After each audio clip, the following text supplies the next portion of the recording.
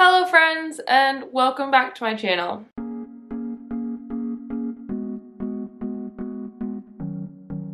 My name is Emma, and welcome to Self-Isolation Pajama Fun Time, brought to you by the coronavirus.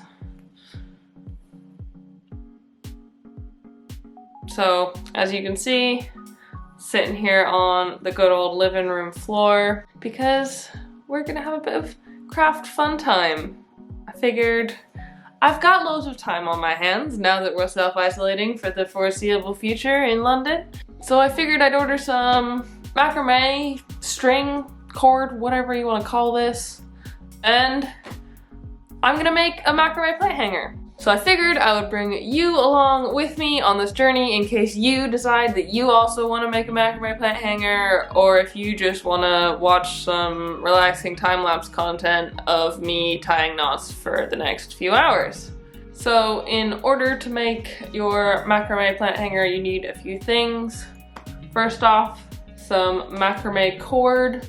This is 4mm cord. I got this off Amazon, and it's pretty easy to find. You can do it thinner or fatter, there's different colors, but I like the basic white traditional macrame style, so figured I'd just get this.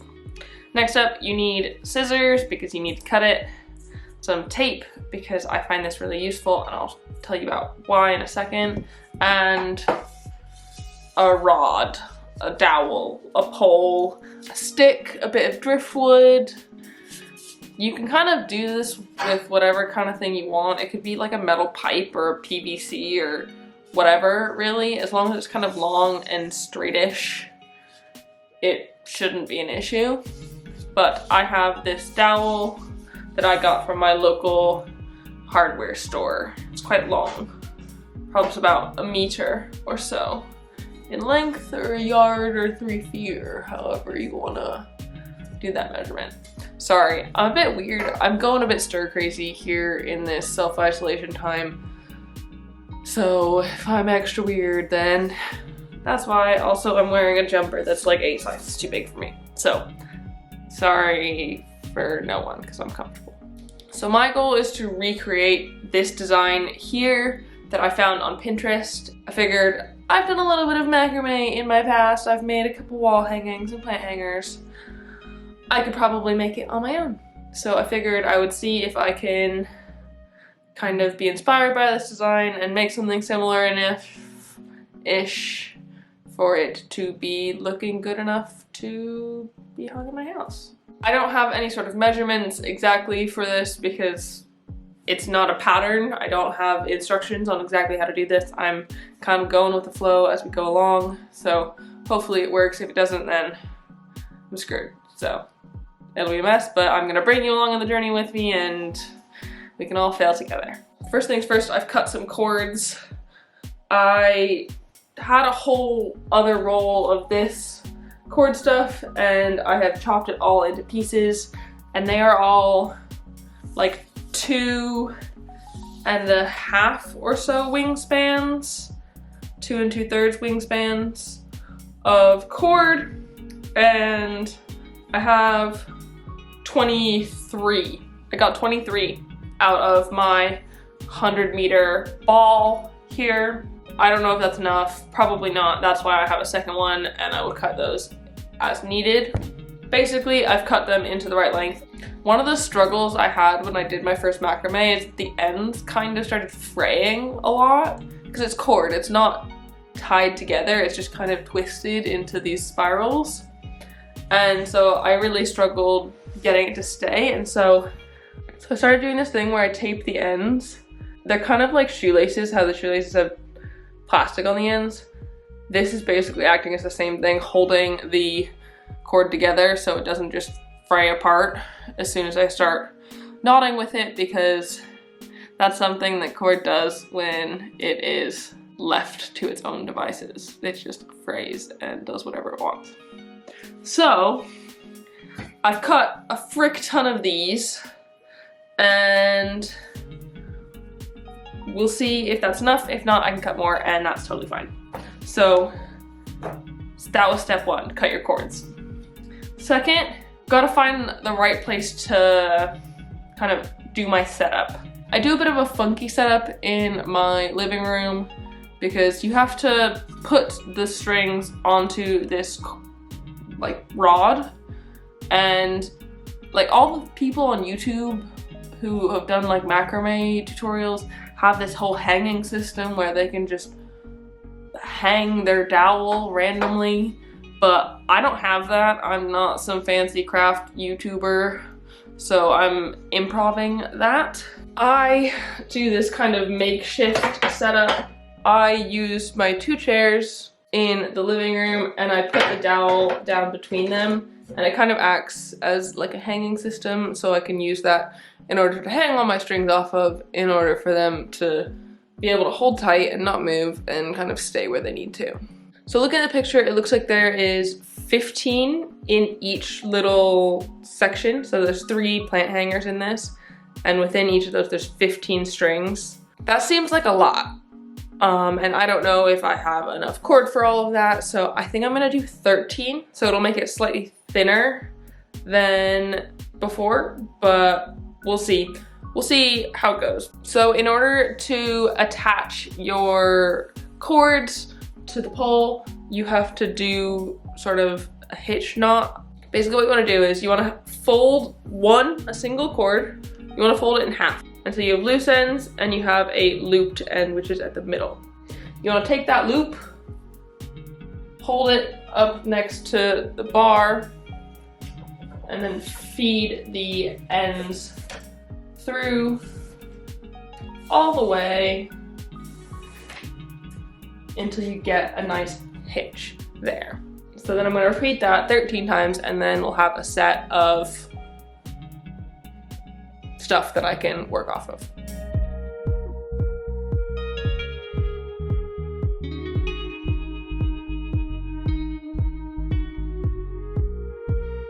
Cool, so I have put my 13 on. I think this is a good size. If I think about the pots I have that could fit inside of the plant hanger, I think this makes the most sense, because any wider than that, and it'd be quite large pots that I'd be putting in, and don't have that many of those, and I don't want it to be too heavy when it's actually hanging on the wall, because don't want it to fall and stuff, you know. So the first step is doing a bunch of square knots that create a V shape in the middle here, and in order to do that you just need a bunch of square knots. So let's get started with those. So you want to take the first one out of the way, get that out of the way, and you'll take these 4. So these 2 in the middle are going to be the core of the knot, and these 2 at the sides are going to be your working ends. So your core is kind of going to stay where it is, and these 2 sides are going to be moving around it, creating a knot. With taking your left working end, you bring it over the center, creating a number 4. You see that? 4. And then you take your other working end, bring it over the tail of the 4, under the base of the 4, and then up through the hole of the 4. And you pull it through, and you get a little knot, and you pull it up to the top. And then in order to make it a square knot, you need to start with the other side. And so you do a backwards 4, over the tail, under the foot, up through the hole, and you pull it up to the top, and you get a handy dandy square knot. So that's where we start, and then we move on to the next set of 4.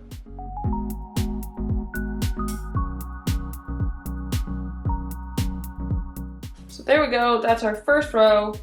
We've got 6 knots at the top. In order to continue the triangle shape, we need to not use some of the cords this time. Instead of skipping this 1 at the beginning, we need to skip 3 this time.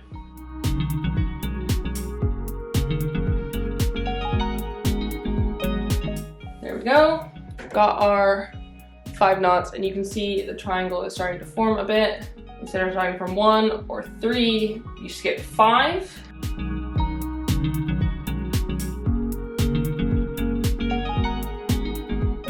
You can see I did it the wrong way there. It's gotten a bit twisty on the cord. That just means I tried to do the same side twice. Just take it out, Try again.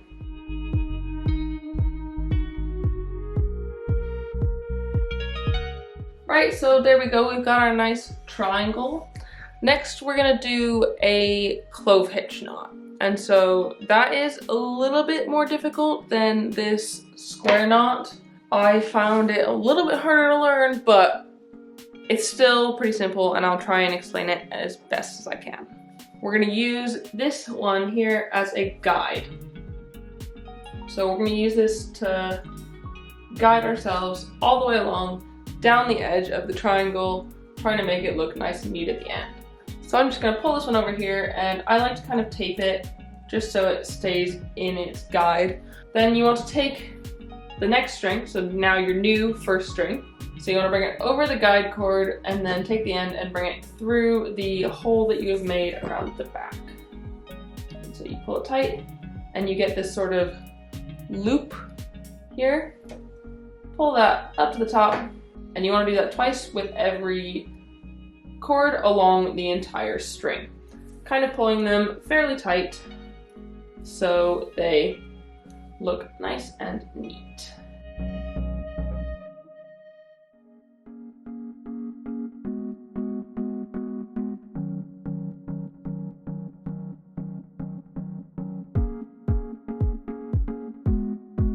So you want to do this until you get to the first set of middle strings of the bottom knot. And then you basically just want to repeat that on the other side.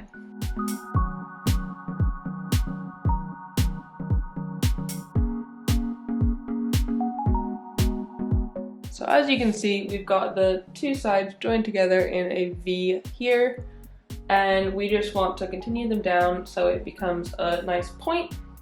So continue this as the guideline. Cool. So now that we have our first V, you can see in the guide that I'm trying to follow, it is a V and then there's like a little diamond underneath it. And this is also surrounded by this sort of clove hitch line. So I'm gonna take this, continue along the same guide, and take these 5 strings and go around it, same as before.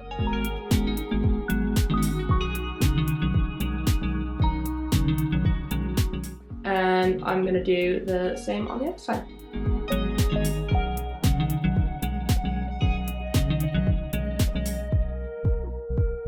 So you can see here that we've just continued those lines down. We want to continue this sort of square knot pattern inside down here. And so instead of it being a triangle, we're gonna make it a diamond.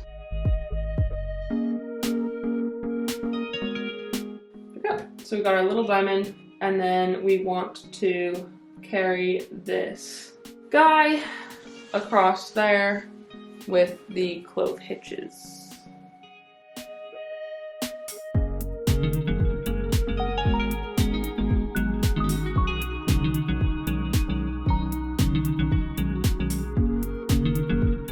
There we go. We've got a little diamond. So off camera, I just did another one of these diamond things. This one is one size bigger, so instead of having 4 knots in the middle, it's got 9. And I've brought in 2 extras from the outside. And I've also adjusted it so we can do the basket part more easily. So here's where it gets a little bit tricky, because we want to make it a basket. You need something to hold the pot into the hanger. So in order to do that, we're going to use the same knots we've used previously, except we're going to bring one from the side over to the front, so it's joining them together, kind of creating a pocket for the pot to sit in right here. Does that make sense? You want to take the 2 from either side, so you've got 4 strings in your hands, and then you want to bring them forward and then flip them. So your 2 outermost cords become the core of a square knot that you're going to do at the front. I'm leaving probably about 8 inches or so from the bottom of this diamond, so you can kind of see it hopefully when the pot is sticking in here. Try and center it as best I can and do a square knot. So from there, you take the next 2 on the left, flip those around, and join them in to the knot over here. And then you want to do the same thing with the left side.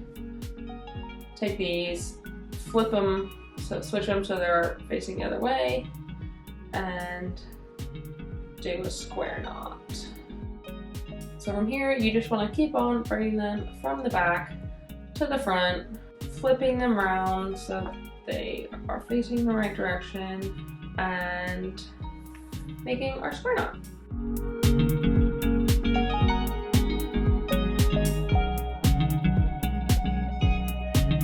So now that we're at the end, because we have an odd number of ropes, we will have one extra on either side here. We want to go do one more row, kind of bring it in at the bottom like this.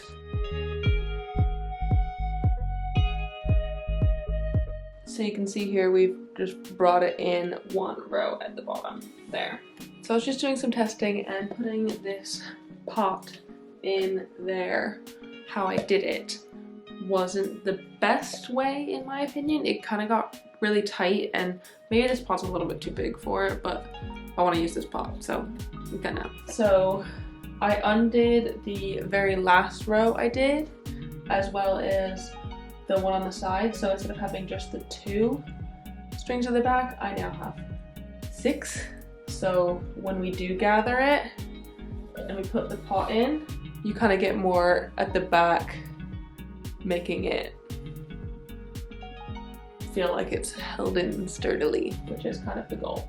So from here, we're just gonna make a gathering knot. To do that, you need an extra bit of string. You basically gonna hold where you want the gathering knot to be. You take one end of the string, you have it facing upwards. You take the other end, kind of make a loop and wrap it around one of your fingers a little bit. Bring it back up to kind of where your thumb is and start wrapping it around, holding the top of it in place. And you want to wrap it fairly tightly so it doesn't move about all that much. Just keep going around and around and around until you have a little bit left.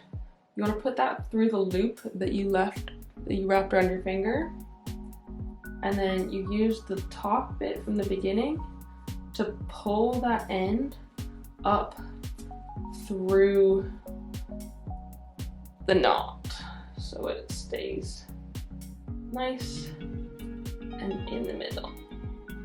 So now you've got 2 ends, and you just trim those. When you're doing the gathering knot, tie it around the back so you don't get the tassel hanging out cut bit right at the front. I will redo it once I get off here. And then obviously I've got quite a bit of extra tail on here.